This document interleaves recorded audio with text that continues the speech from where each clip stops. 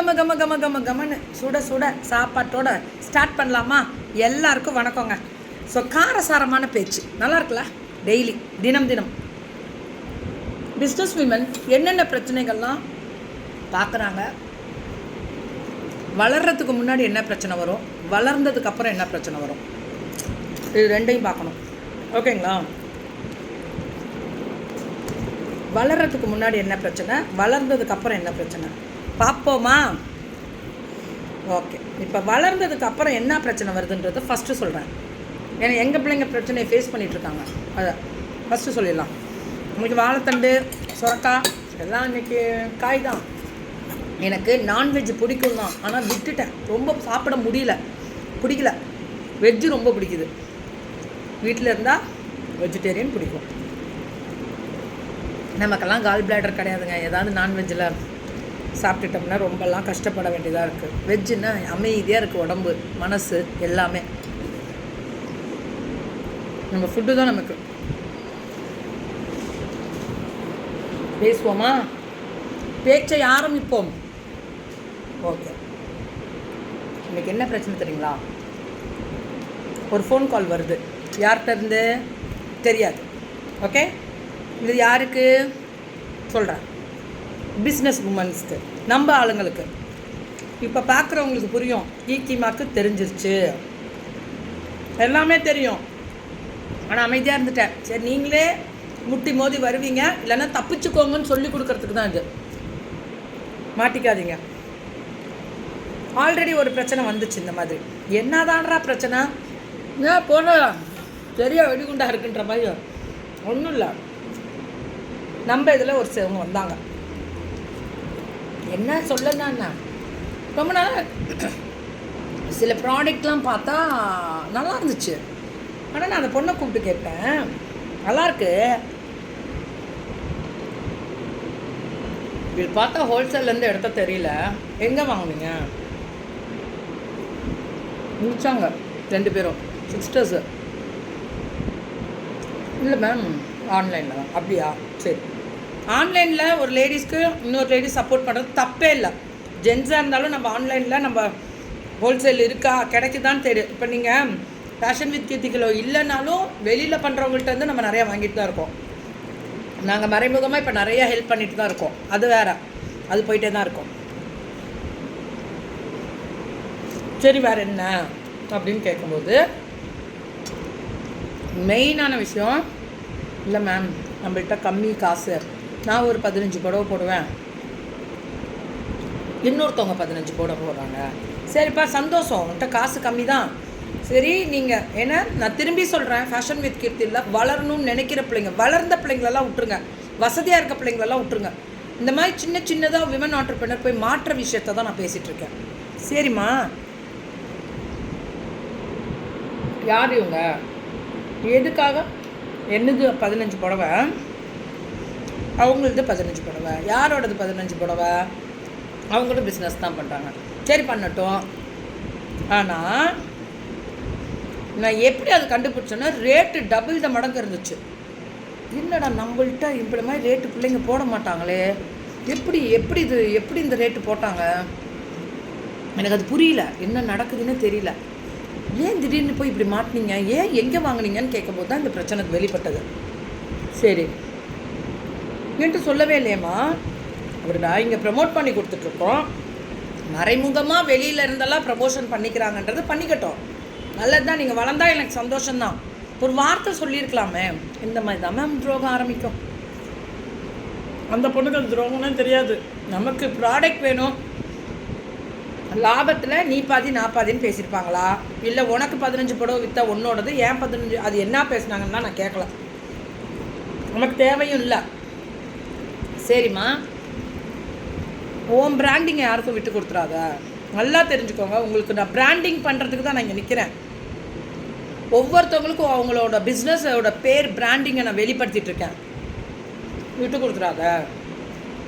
இல்லை மேம், அவங்க தான் நான் ஹெல்ப் பண்ணுறேன்னு சொன்னாங்க. யார் அவங்க? தெரியல மேம். தெரியல, மறைமுகமாக கொடுத்து நம்மள்கிட்ட விற்கிறாங்க. சரி விற்றுக்கோ. சரி, அப்படியே இருந்தால் கூட விற்றுக்கோ. இவ்வளோ காஸ்ட்லியாக போட்டால் விற்குமா? இவ்வளோ காஸ்ட்லியாக போட்டால் எடுப்பாங்களா?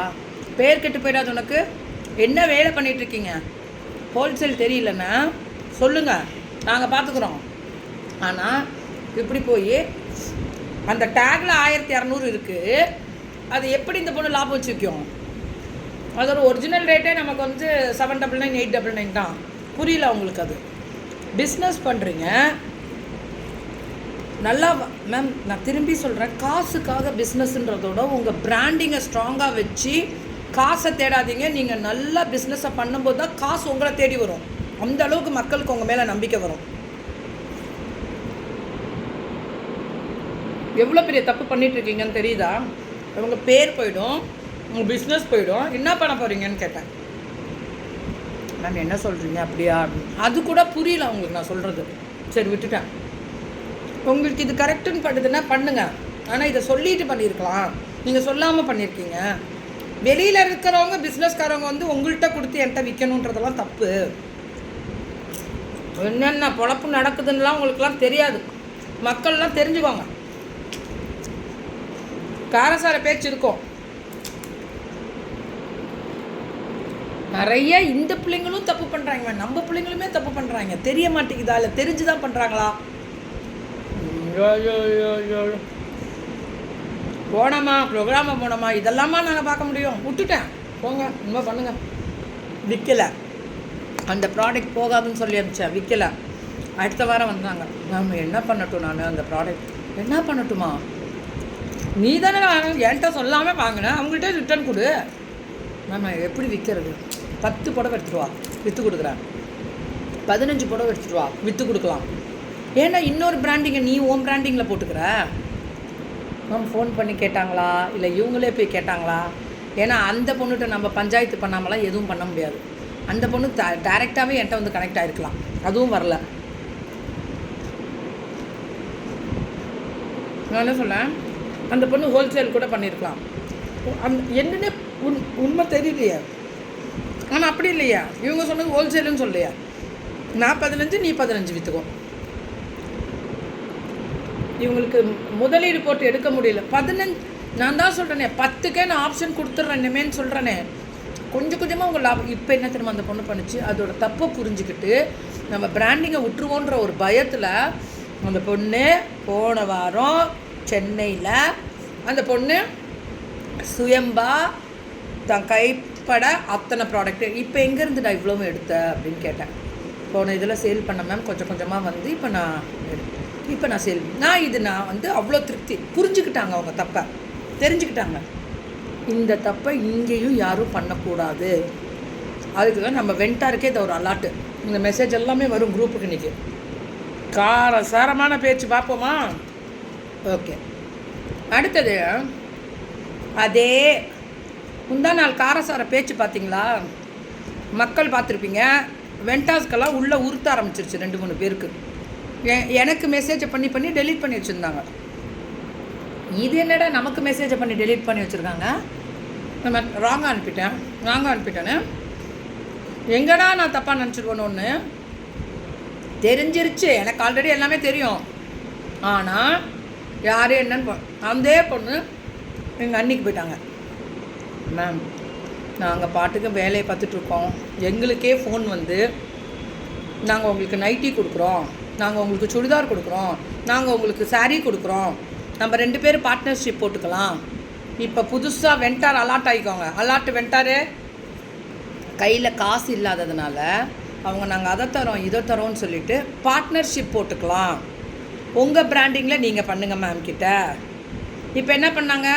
முன்னாடி எப்படி விற்பாங்க, எப்படி போகும், என்ன பண்ணலாம், இவங்க விற்றா காசு வாங்குறாங்களே நமக்கு விற்குமா அப்படின்றதெல்லாம் கேட்டவங்கெல்லாம் முடிஞ்சிருச்சு.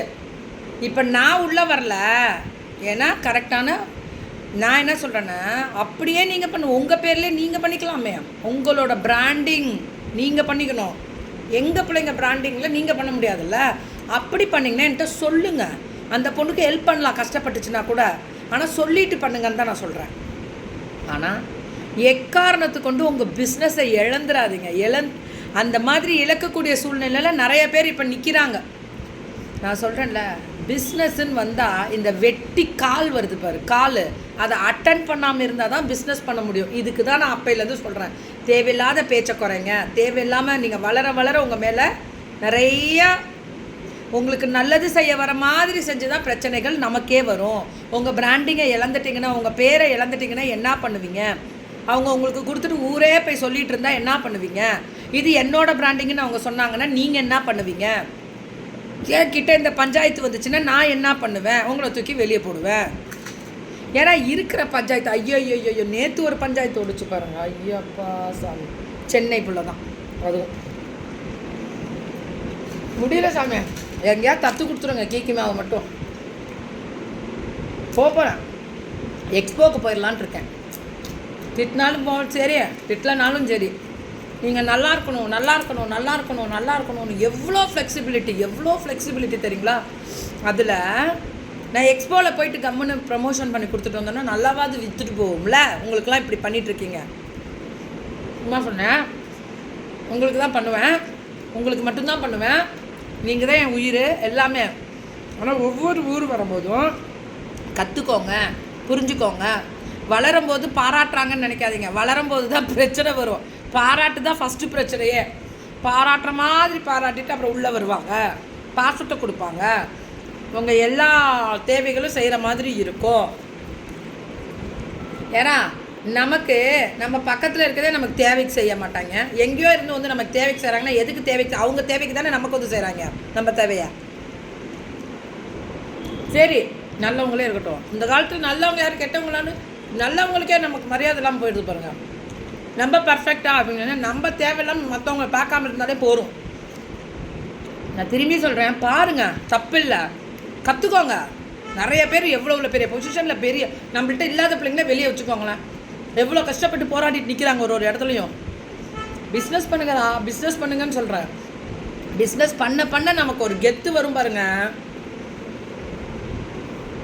உங்களுக்கு நான் எத்தனை தடவை சொல்லியிருக்கேன், நான் ஒரு எக்ஸ்போவில் போய் ப்ரொமோட் பண்ணேன்னா என் பிள்ளைங்க பாதிச்சிடக்கூடாதுன்றதுனால தான் நான் எந்த எக்ஸ்போக்குமே நான் ப்ரொமோஷன் க்ளோஸ் ஃப்ரெண்ட்ஸ் எல்லாமே என்னை கேட்பாங்க, நீ இது பண்ணி கொடு எனக்கு, அது பண்ண. ஐயோ என் பிள்ளைங்க பாதிச்சிடும்டா, கஷ்டப்படுற பிள்ளைங்கடா, அது பாவம் 10-20 எடுக்கிற பிள்ளைங்கடா, இப்போ தான்டா ஸ்டார்ட் பண்ணிடுங்க, வளர்ந்துட்டியா வெளியே போயிடுங்க. அப்புறம் இன்னொரு விஷயம், நன்றி. எப்படி நன்றி? இதுதான் கொஞ்சம் கூட்டை போட்டு சாப்பிடுவோம், ஜில்லுன்னு இருக்கும் உடம்பு. யார் யாரெல்லாம் நன்றி எதிர்பார்க்குறீங்க? நான் எதிர்பார்க்கல, எனக்கு வேணாம். காசு வாங்குறேன், ப்ரமோட் பண்ணுறேன், காசு வாங்குறேன், உங்களை பெரிய ஆள் ஆக்கி விட்றேன், எனக்கெல்லாம் நன்றி வேணாம். நகுந்துட்டா போகிறோம். ஏன்னா நான் எவ்வளோதான் நான் வளர்த்து விடல, பேஜ் தான் வளர்த்து விடுறது. நானே பேஜுக்கு வேலை செய்கிறவன். நம்ம எவ்வளோதான் வளர்ந்துட்டாலும் எவ்வளோதான் பெரிய ஆள் ஆகிட்டாலும் நல்லா இருப்பா நம்ம ஒதுங்கிக்கணும். நல்லா இரு அப்படின்ற ஒரு வார்த்தையை சொல்லிட்டு ஒதுங்கிக்கணும். எதுக்குங்க நமக்கு? எதுக்கு நம்ம எடுக்கிறா நன்றி? காசு கொடுக்குறாங்க, நான் வேலை செய்கிறேன், எதுக்குறா நன்றி? வேணாம் எனக்கு நன்றியெல்லாம் பிடிக்கல. அதனால் நான் நன்றியை பற்றி பேசலை. காசு கொடுக்குறாங்க, நான்லாம் வந்து ஒரு அடிமை அப்படின்ற மாதிரி வேலை செஞ்சுருவேன். எவ்வளோ முடியுமோ உயிரை பிடிச்சிட்டு சாப்பிடாம உயர்த்தி விடுவேன், உயிரை பிடிச்சிட்டு சாப்பிடாம ஓடுவேன். கஷ்டம்னா இதுக்கு இன்றைக்கி கட்டணும், இன்றைக்கி இது கட்டணும், இன்றைக்கி ஃபீஸ் கட்டணும், என் பிள்ளைங்களுக்காக நான் ஓடுவேன். ஓடின காலங்கள் உண்டு. இப்பையும்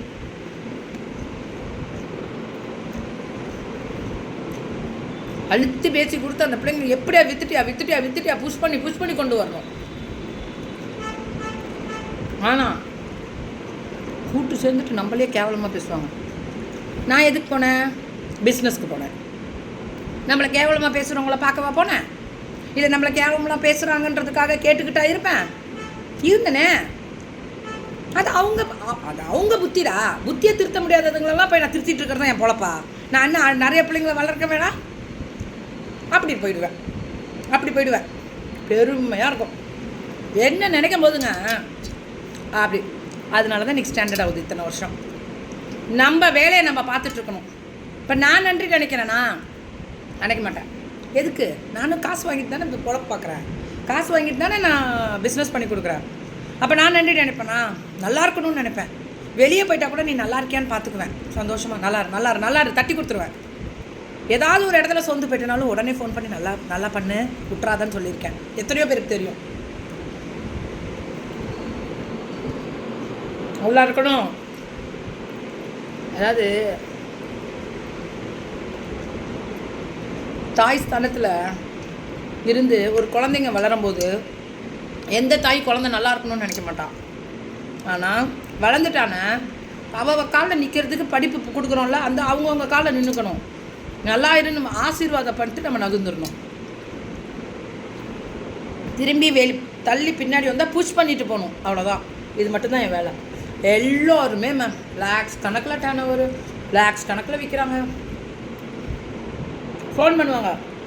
யார் இல்லை நிறையா பேசலாமா? சரி வேணாப்பா விட்டுருவோம். நல்லா இருக்குதா? மொருக்கும் காரசாரமாக இருக்கு. இப்படி தான் லைஃபே. இனிமே இப்படி இருக்கும்.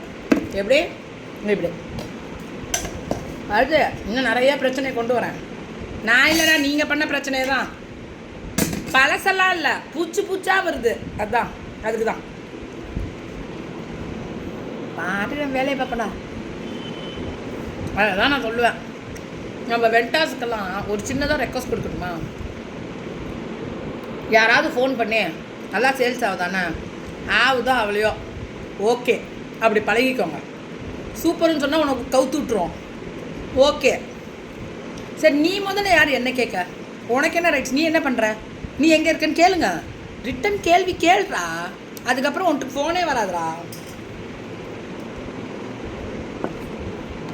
கேளுங்க கேளுங்க கேளுங்க கேளுங்க. யாரை கேட்குறீங்க?